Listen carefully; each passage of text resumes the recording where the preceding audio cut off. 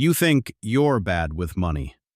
Not because you examined the system, not because you ran the math across decades, not because you studied monetary policy or wage trends.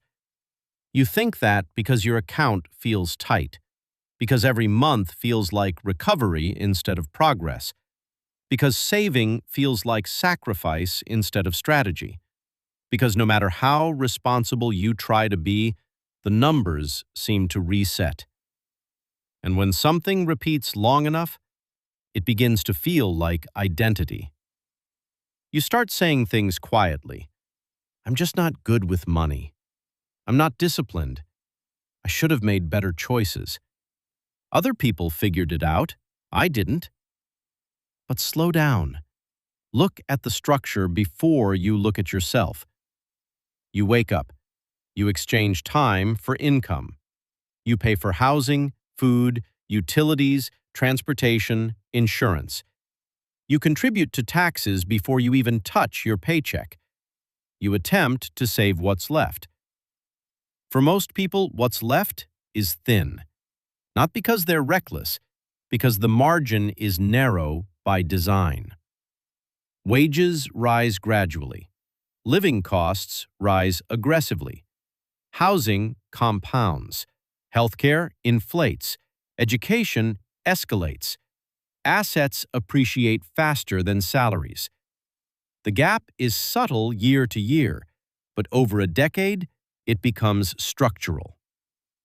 You are told to budget harder, cut subscriptions, stop eating out, delay enjoyment, optimize everything.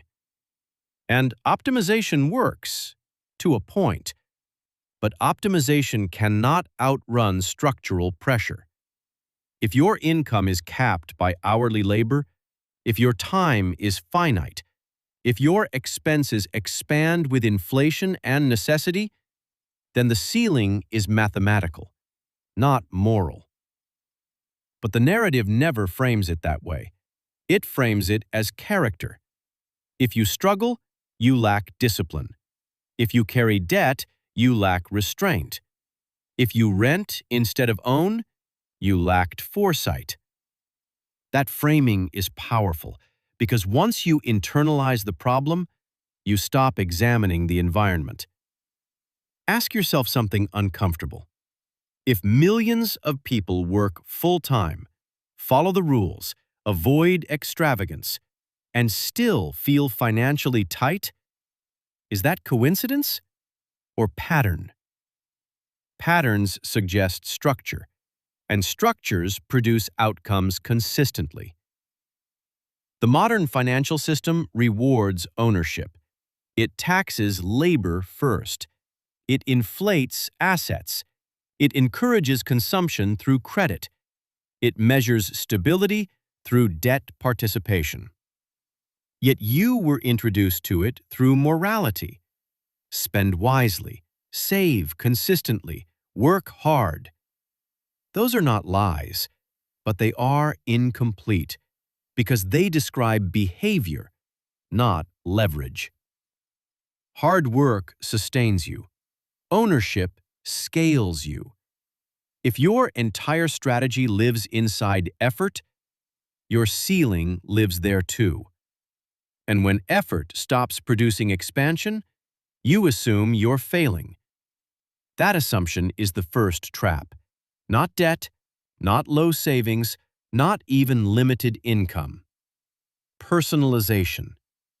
You took a structural outcome and turned it into a personal flaw. Shame does something specific. It narrows vision. It keeps you focused on self-correction instead of system analysis.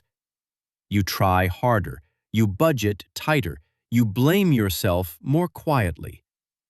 But you don't question wage compression. You don't question asset inflation. You don't question why productivity rises while purchasing power stalls.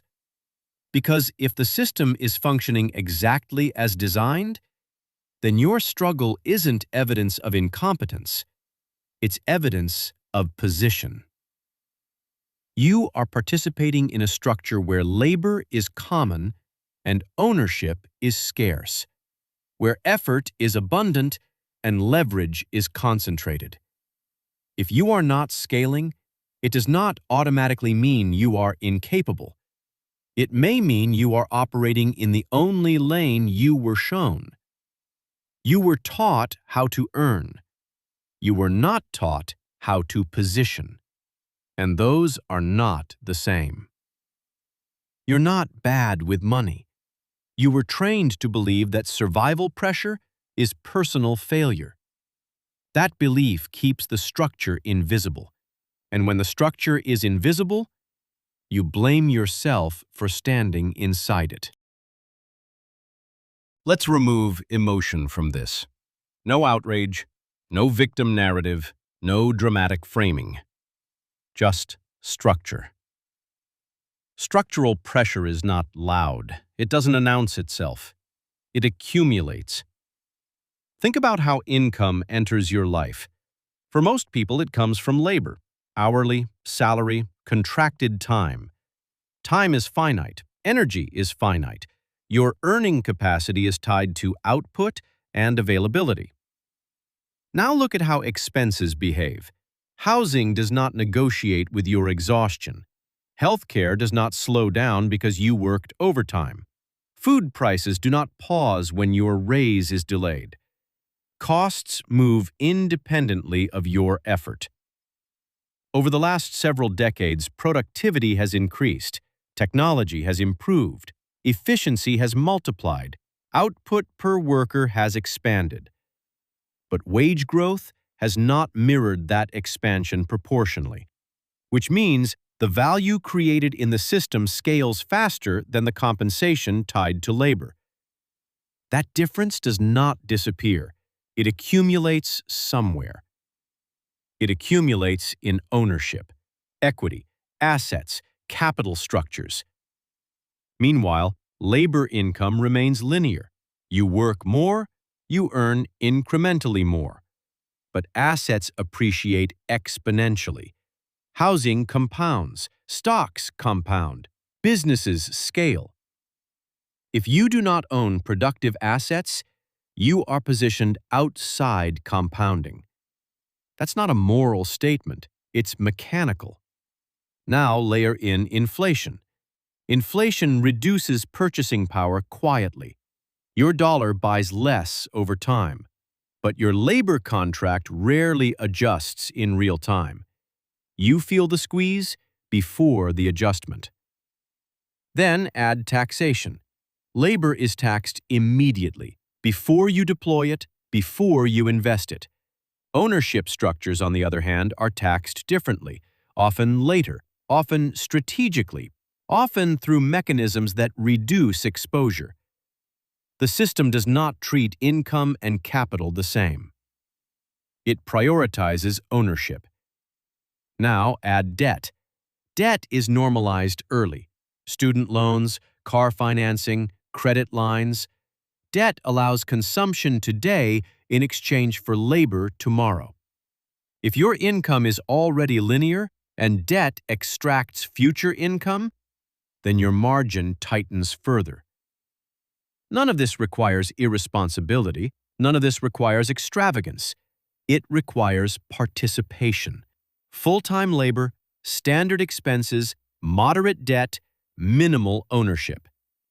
That position produces predictable pressure, and when that pressure repeats monthly, you interpret it as personal deficiency. But pressure generated by structure is not solved by self-criticism.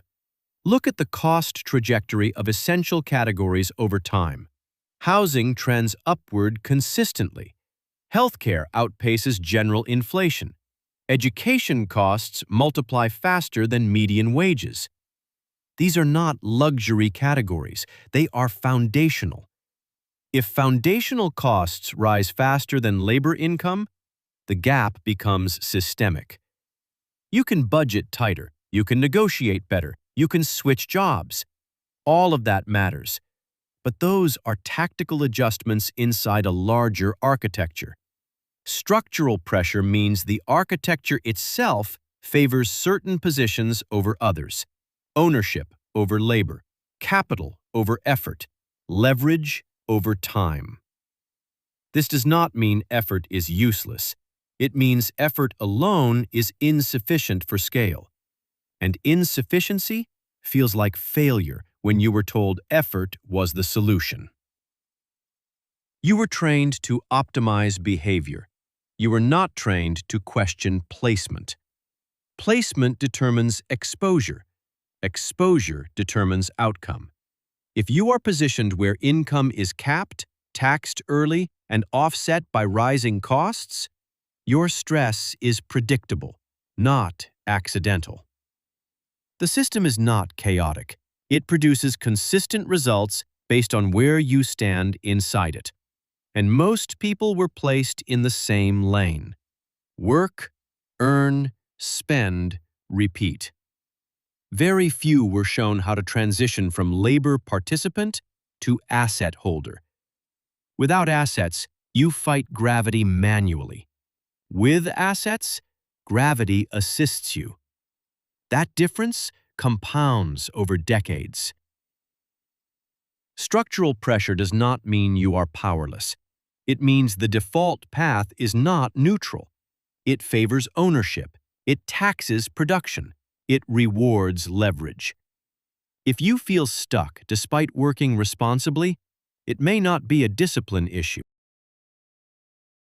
If this feels familiar, if you've felt this pressure but never had words for it, this channel isn't here to motivate you. It's here to help you see clearly. If that resonates, like the video. Subscribe. More clarity is coming.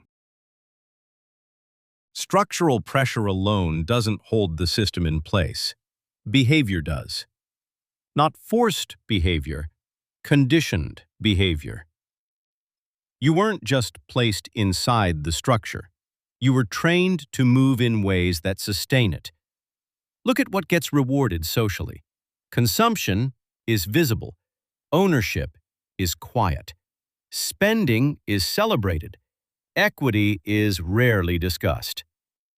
From early on, financial success is framed through lifestyle. The car, the apartment, the vacation, the upgrade. Not through cash flow, not through asset accumulation, not through control of productive systems. You are shown the outputs, rarely the mechanics. Marketing doesn't teach you balance sheets, it teaches you desire. And desire keeps money circulating. Credit makes desire immediate. You don't have to wait. You don't have to accumulate first. You can participate now and reconcile later. That feels empowering. Access feels like progress. But access, funded by future labor, tightens future flexibility. If enough of your future income is already allocated, you lose optionality. Optionality is power. Debt reduces optionality. Consumption without ownership delays leverage. This is not about shame, it's about incentive design. The system encourages behaviors that sustain velocity. Spend, upgrade, borrow, repeat. Because velocity drives growth, and growth drives markets. Ownership, however, requires patience. Patience reduces velocity. Long-term accumulation is not exciting. It is not viral. It is not immediately visible. So culturally, it's quieter. Ask yourself what financial conversations dominate media. Quick wins, rapid flips, side hustles promising escape, luxury as proof of arrival. Rarely disciplined equity positions held for decades. Rarely slow accumulation of productive assets. Why? Because slow wealth doesn't stimulate impulse. Impulse fuels spending. Spending fuels revenue. Revenue fuels the system. The structure does not need you to fail. It needs you to circulate. Circulation keeps you active. Active but not advancing. There's another layer. Employment structures condition time alignment. You are paid bi-weekly or monthly. Your bills are monthly. Your financial rhythm becomes short-term. Short-term cycles reduce long-term thinking. If you are constantly clearing the current month, you rarely step back to design the next decade. Urgency crowds out strategy, and urgency is common when margins are thin, so behavior adapts. You focus on immediate relief. You optimize for survival. You celebrate small breathing room. Nothing wrong with that, but survival mode rarely produces structural shifts. Conditioned behavior feels like choice, but it often mirrors incentive. When consumption is frictionless and ownership requires capital you don't yet have, the path of least resistance becomes predictable. Then, shame fills the gap. If you consume, you feel undisciplined. If you don't accumulate assets quickly, you feel behind. But the environment was engineered to make consumption easy and ownership difficult without starting capital. This is not conspiracy. It's architecture. Banks profit from lending. Retailers profit from purchasing. Platforms profit from engagement. Very few institutions profit from you delaying gratification indefinitely. So the dominant messaging aligns with economic incentives. If you operate inside a system that rewards spending behavior and taxes productive labor and requires capital to access compounding, then your habits are shaped by more than willpower. You are not only navigating pressure, you are navigating design. And design influences default behavior. Defaults feel normal. Normal feels personal. That's the conditioning. You think you chose the rhythm, but the rhythm was introduced to you early. Work, earn, spend, recover, repeat.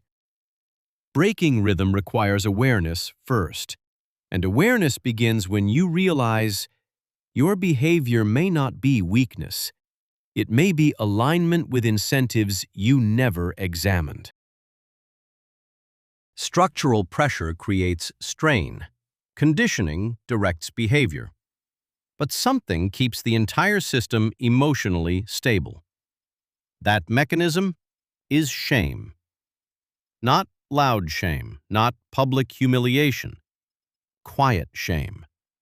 The kind that shows up when you check your balance. The kind that surfaces when someone mentions investing and you go silent. The kind that whispers, "You should be further by now." Shame feels personal. That's why it works. It feels like a flaw in you, not friction in the structure. Notice the correction pattern you were taught. If you struggle financially, improve yourself. Be more disciplined. Be more focused. Be more productive. Improvement is valuable, but the direction of correction is always inward, rarely outward, rarely structural, rarely questioning why full-time labor no longer guarantees long-term stability. When pressure is constant, the mind searches for control. Blaming yourself creates the illusion of control. If it's your fault, you can fix it. If it's structural, you must rethink your position. Rethinking position is destabilizing. Self-blame is simpler. Shame keeps the lens narrow. It keeps you focused on habits, on missed opportunities, on decisions you wish you handled differently. It prevents zooming out, because zooming out raises uncomfortable questions. Questions about wage ceilings, about capital concentration, about why asset owners benefit from compounding while labor participants fight for margin. Shame avoids those conversations. Instead, it repeats, "You should have started earlier. You should have known better. You should be smarter." You. There is no systemic incentive to encourage mass structural awareness. Structural awareness disrupts compliance. Compliance sustains predictability. Predictability sustains economic order. Shame protects that order quietly. Force creates resistance.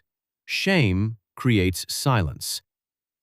When you feel behind financially, you rarely revolt. You internalize. You adjust. You work more hours. You add side income. All inside the same lane. And if the pressure remains, the shame deepens. It becomes identity. I'm just not good with money.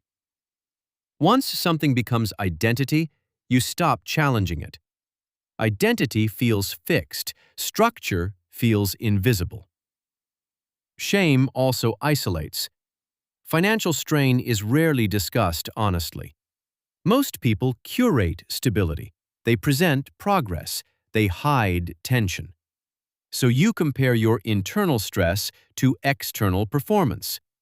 That comparison distorts perception.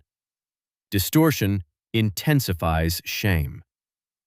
And as long as struggle is individualized, collective structural awareness never forms. Everyone pushes harder. Few step back. Shame keeps you refining effort instead of reevaluating placement.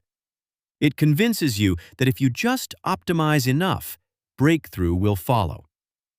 Sometimes it does. Often it requires repositioning, not refinement.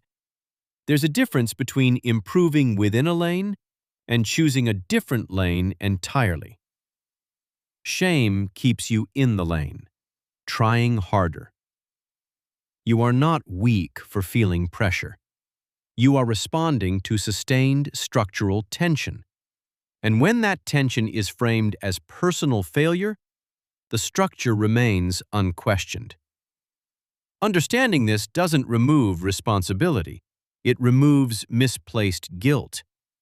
And when guilt fades, clarity begins. Shame is not proof that you failed. It may be proof that you accepted a narrative that kept the system invisible.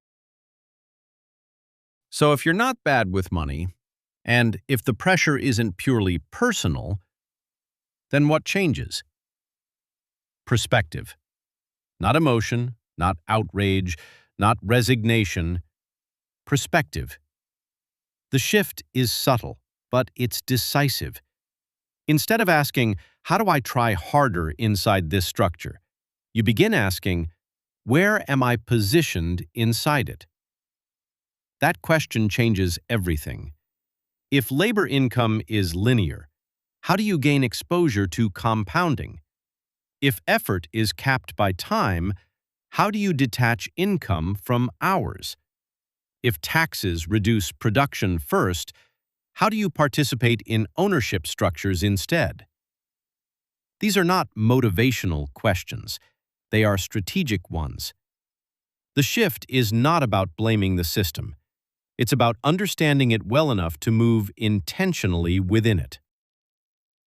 You stop personalizing pressure, and you start analyzing placement. Placement determines trajectory. Trajectory determines outcome. If you remain solely dependent on earned income, you accept linear scaling. If you acquire productive assets, you introduce leverage. Leverage compounds quietly, over years, over decades. The system is not entirely hostile, it is simply structured, and structure rewards certain behaviors more than others. When you see that clearly, shame loses authority, because you understand the difference between discipline and positioning. You may still need to work, you may still need to optimize, you may still need to adjust habits, but now you do it without self-condemnation, without identity damage, without internal collapse. You operate with awareness instead of guilt. Awareness allows patience. Patience allows accumulation. Accumulation allows leverage. Leverage changes pressure. This is not a promise of instant escape. It is a reframing of the battlefield. Most people are fighting themselves. Very few are studying the terrain. When you understand the terrain, you stop swinging blindly. You move deliberately. You reduce unnecessary consumption, not from shame, from strategy. You prioritize asset exposure, not from fear, from clarity. You measure progress in ownership percentage, not lifestyle display. And over time, the pressure shifts. It doesn't disappear overnight, but it stops feeling like a verdict on your worth. You were never fundamentally flawed. You were positioned in the most common lane. And the most common lane is optimized for participation, not freedom. Freedom requires ownership. Ownership requires awareness first. If this changed how you see your situation, stay here. Subscribe if you want more clarity about how the system actually works. Like this if it helped you separate structure from self-blame. This channel isn't about motivation. It's about understanding leverage. And once you understand leverage, you stop fighting yourself and start repositioning.